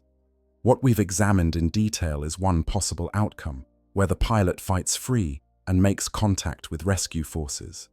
But the grim darkness of the 41st Millennium offers many other possibilities, not all of them as hopeful. In some cases, the Dreadnought might not escape at all. The Orcs, despite their crude methods, are numerous and persistent. If the camp is large enough, if the mech boys are clever enough, if luck simply doesn't favor the Imperium that day, the Dreadnought might be overwhelmed and destroyed despite the pilot's best efforts. The Greenskins might bring enough heavy weapons to bear, or damage critical systems faster than the pilot can compensate, or simply pile on enough bodies to immobilize the war machine until they can find a way to crack it open. When a Dreadnought falls to Orcs, the aftermath depends largely on what the Greenskins do with the wreckage. Sometimes, in the heat of battle or in the subsequent fighting over who gets to claim the salvage, the Dreadnought is damaged so extensively that it becomes unsalvageable even by Orc standards. The sarcophagus might be breached, exposing the pilot to conditions that even their enhanced physiology cannot survive. The reactor might detonate, either deliberately if the pilot triggers self-destruct, or accidentally if critical systems fail. The result is the same. The Dreadnought is destroyed, and the pilot finally finds the peace that has been denied them for so long. But sometimes the Orcs capture the Dreadnought intact, or intact enough that their mech boys think they can work with it. This represents one of the worst possible fates for a space marine. The mech boys will study the war machine, trying to understand its principles, attempting to copy its technology or incorporate its components into their own creations. They might succeed in creating crude copies, deft dreads that bear superficial resemblance to Imperial dreadnoughts, but operate on orcish principles of engineering.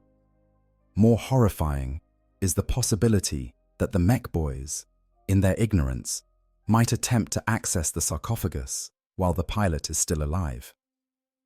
The procedures they use would be unthinkable by Imperial standards, carried out without anesthetic or care for the pilot's suffering, motivated purely by curiosity about how the beaky box works. Some pilots in this situation might beg for death, their synthesized voices pleading through damaged Vox systems for the Emperor's mercy. Others might endure in silence, maintaining their dignity even as everything is stripped away. There are also darker possibilities, whispered about in the hushed tones that Space Marines use when discussing the fates worse than death. Some orc pain boys, those twisted equivalents of physicians, have attempted to keep captured Space Marines alive for extended study or use. The idea of a Dreadnought pilot, already reduced to a biological core, falling into such hands is the stuff of nightmares. The pain boys might extract the pilot from the sarcophagus and attempt to keep them alive through their own crude life support, creating an existence of pure suffering that could last for months or years before death finally comes. The Imperium does everything in its power to prevent such fates. Recovery teams will fight through impossible odds to retrieve fallen dreadnoughts, even if only to ensure proper burial and the salvaging of the gene seed if the pilot was one of the rare cases where it's still viable. Chapter records are fastidious about accounting for every dreadnought, and when one is lost, recovery becomes a matter of honor that can drive entire companies to undertake dangerous missions into enemy territory. But the galaxy is vast, conflicts are numerous, and not every loss can be immediately addressed. Sometimes a fallen dreadnought remains in enemy hands for extended periods, becoming the subject of mech-boy experimentation, displayed as a trophy in a warboss's collection, or simply left to decay in some forgotten corner of an orc settlement. The pilot, if they survive the initial capture, might spend years in a state of imprisonment, their consciousness slowly fading as systems degrade and biological functions fail without proper maintenance. For the pilots who do escape, who make it back to Imperial lines through luck or skill or divine intervention, the aftermath brings its own complications. They return as heroes, certainly, having endured and overcome a situation that would have broken lesser warriors. Their experience, their knowledge of orc camps and capabilities, becomes valuable intelligence that chapter librarians will want to record. Their tactical acumen, proven yet again through this ordeal, makes them valued advisors for future operations against greenskin forces. But they also return damaged, sometimes in ways that Imperial technology cannot fully repair. The Dreadnought's mechanical systems can be restored, armor can be replaced, weapons can be recalibrated. But radiation damage to the pilot's biological components, neural interface degradation from extended stress, psychological trauma from the experience of capture and solitary combat, these aren't easily addressed. Some pilots never fully recover, their performance in subsequent battles compromised by persistent damage or the memories of what they endured. There's also the question of how the experience changes the pilot's perspective on their existence. Awakening in an orc camp, fighting alone without support, facing the very real possibility of death or worse, forces a confrontation with mortality that even the centuries-long service of a Dreadnought pilot doesn't usually include. Some pilots, after such an experience, request to remain active more often, unable to bear the thought of returning to stasis sleep where they might wake again in enemy hands.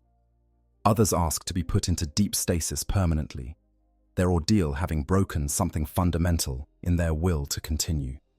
The broader implications of such incidents ripple through the chapter and beyond. When a Dreadnought is captured, it represents a failure of the chapter's defensive protocols, a gap in the protection that should have been provided to these honored ancients.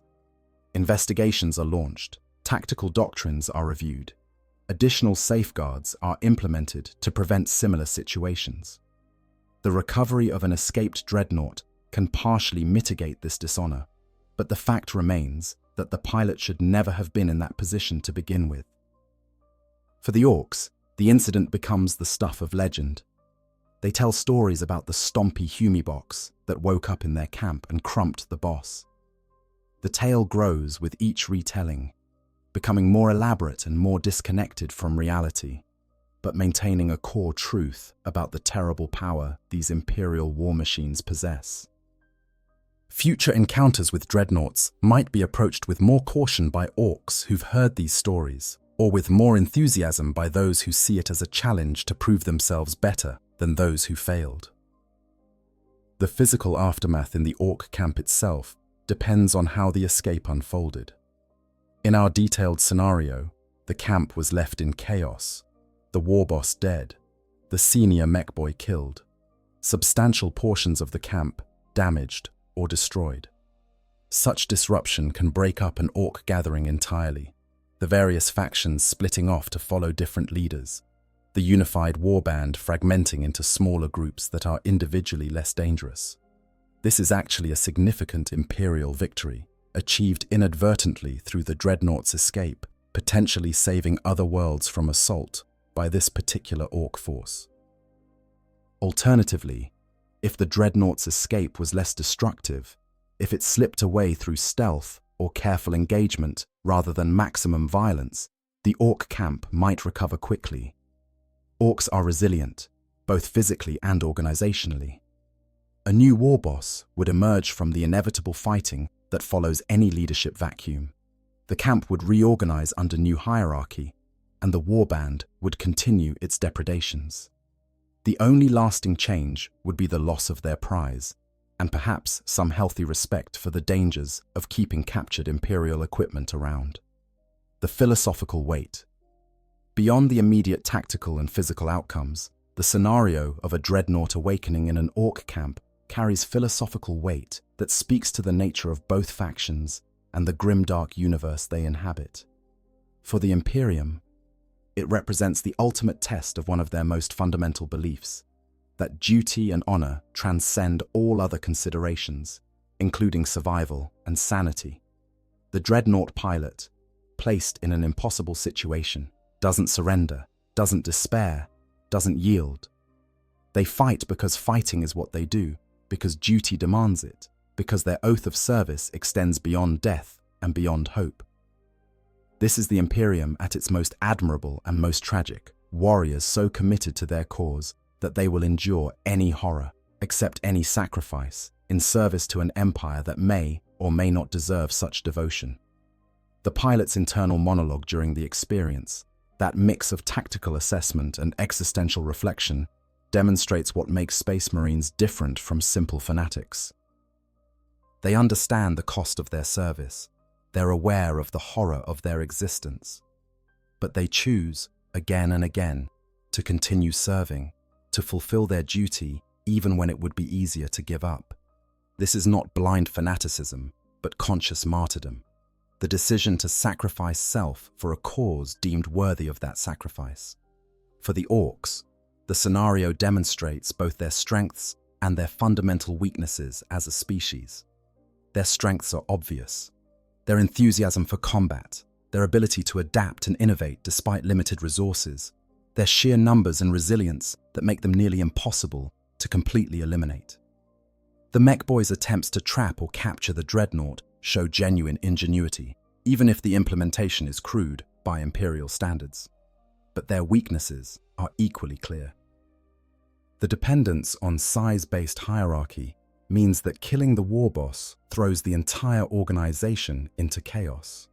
Their individualism and constant competition for status prevents effective coordination except under the strongest leaders. Their enthusiasm sometimes overcomes tactical sense, leading to unnecessary casualties and failures that a more disciplined force might avoid. The orc camp's inability to stop a single dreadnought from escaping despite having overwhelming numerical advantage and home terrain, speaks to these organizational limitations. The clash between these two philosophies, imperial duty versus orcish enthusiasm, plays out in microcosm in this scenario. The Dreadnought represents millennia of accumulated military doctrine, technological sophistication, and strategic thinking. The Orc camp represents chaos given form, violence as entertainment, and the principle that might makes right. The former should theoretically always defeat the latter, but the galaxy is vast and unpredictable, and outcomes aren't always determined by who should win. What makes the scenario particularly compelling is that it strips away many of the advantages that usually define imperial warfare. There's no support structure, no logistics chain, no chaplain providing spiritual guidance, or tech marine providing mechanical expertise. There's just the pilot, the degrading machine they inhabit, and their will to survive and fulfill duty. Similarly, the orcs are operating in their most natural state, chaotic, violent, opportunistic, without any of the structure that might be imposed by the presence of a particularly cunning warboss. This is warfare reduced to its most fundamental elements. The individual warrior facing overwhelming odds, using every resource available to them, fighting not for glory or advancement, but for survival and the completion of mission objectives. It's the kind of scenario that reveals character, that shows what remains when all artifice is stripped away, that demonstrates the core values and capabilities of both sides. The aftermath, however it unfolds, is less important than the struggle itself. Whether the pilot escapes or dies, whether the orcs learn from the experience or forget it in their next brawl, whether the Imperium recovers valuable intelligence or simply adds another name to the rolls of the honored dead, these outcomes matter, but they don't define the meaning of what occurred. What matters is that duty was fulfilled, that the fight was made, that even in the darkest circumstances, the values both sides claim to represent were demonstrated through action rather than merely professed in words. Conclusion: the question of what happens when a dreadnought wakes up in an orc camp is ultimately a question about what happens when the unstoppable meets the irresistible, when order confronts chaos, when an ancient warrior faces their most fundamental test. We've explored this scenario in detail, from the moment of awakening through the desperate combat to the possible outcomes and their broader implications. What emerges is a picture of warfare at its most brutal and most revealing. The dreadnought pilot, that ancient consciousness floating in amniotic fluid within an armored sarcophagus, represents one of the Imperium's most fundamental principles, that service continues beyond any reasonable limit, that duty transcends considerations of comfort or even survival, that warriors will be maintained in a state of half-life existence, if that's what's required, to continue their contribution to humanity's defense. It's simultaneously noble and horrific, a testament to both the Imperium's dedication to its defenders and its willingness to subject them to experiences that border on torture in the name of continued service. The Orc camp, with its chaotic organization and crude ingenuity, represents a different approach to warfare entirely. Where the Imperium is rigid and structured, the Orcs are fluid and adaptive. Where the Imperium relies on technology perfected over millennia, the Orcs cobble together equipment that shouldn't work, but does anyway. Where the Imperium indoctrinates its warriors with centuries of training, Orcs fight on instinct and enthusiasm. Neither approach is objectively better. Each has its strengths and weaknesses, its victories and defeats.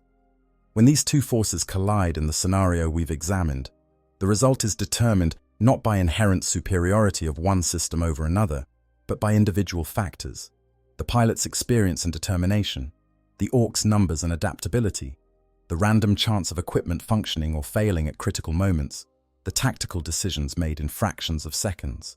It's personal in a way that larger battles aren't, individual skills and choices mattering more than grand strategy or overwhelming force. For you, the viewer, This exploration hopefully provides insight into both what makes Warhammer 40,000 compelling as a setting and what makes individual scenarios within it worth examining in detail. The universe is grimdark, certainly, filled with horror and suffering and conflicts that have no good outcomes.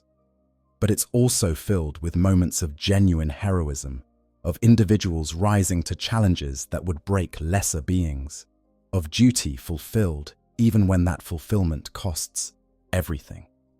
Whether you're a long-time fan of the setting or someone just discovering the depth and complexity of the Warhammer universe, scenarios like this one demonstrate why it continues to fascinate.